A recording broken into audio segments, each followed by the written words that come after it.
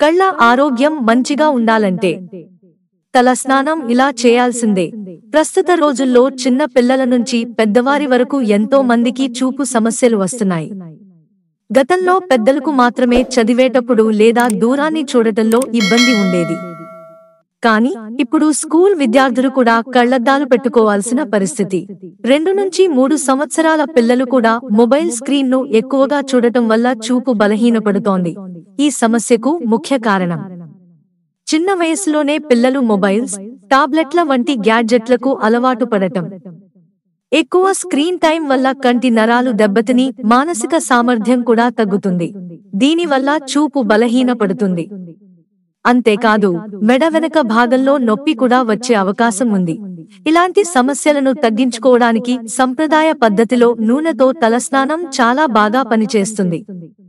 ముఖ్యంగా సిద్ధ వైద్యంలో తప్పలం అనే ఒక విధానం ఉంది. ఇందులో కొన్ని ఆయుర్వేద మూలికల పొడులను పాలలో కలిపి తలపై రాయడం జరుగుతుంది. ఆ తర్వాత రోజు తలకు నూనె రాసి స్నానం చేస్తే కళ్లకు మంచిదని చెబుతారు. తప్పలం తయారీకి కావాల్సిన మూలికలు: తాండ్రికాయ, కీళనెల్లి, అతిమధురం, జీలకర్ర, ఉసిరికాయ. వీటి పొడిని తీసుకుని పచ్చిపాలలో కలిపి తలపై రాయాలి. తలపై తట్టి రాసే ఈ పద్ధతినే తప్పలం అంటారు. ఇది నెమ్మదిగా చూపు మెరుగుపడటానికి సహాయపడుతుంది. కీఝనెల్లి తైలం, నోచ్చి తైలం, అరుగన్ తైలం వంటి నూనెలను వాడటం కూడా మంచిదే. ఇవి కళ్లకు శక్తినిచ్చే నూనెలుగా గుర్తించబడినవి. ముఖ్యంగా చెప్పాలంటే వైట్ గరిసలంకన్ని అనే మూలిక చూపు మెరుగుదల కోసం చాలా ఉపయోగపడుతుంది. ఇది శరీరంలో అనేక రకాల సమస్యలకు నివారణగా పనిచేస్తుంది. ఈ వైట్ గరిసలంకన్ని పొడి, వాము పొడి, పెరుకాయ పొడిని తీసుకుని దానిమ్మ రసంతో కలిపి రోజూ 1 స్పూన్ తీసుకుంటే కళ్ల చూపు మెరుగుపడుతుంది అని చెబుతారు.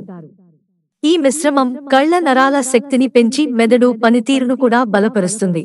చిన్న వయసులోనే పిల్లలు తగిన జాగ్రత్తలు తీసుకోవడం ద్వారా భవిష్యత్తులో కళ్లద్దాలు లేకుండా జీవించవచ్చు. మొబైల్ వాడకాన్ని తగ్గించడం, సిద్ధ వైద్య పద్ధతుల్లో తలస్నానం వంటివి పాటించడం ద్వారా చూపు బలహీనత సమస్యను తగ్గించుకోవచ్చు. మిత్రులారా, ఛానల్ సబ్స్క్రైబ్ చేసుకోవడం మర్చిపోకండి. ధన్యవాదాలు.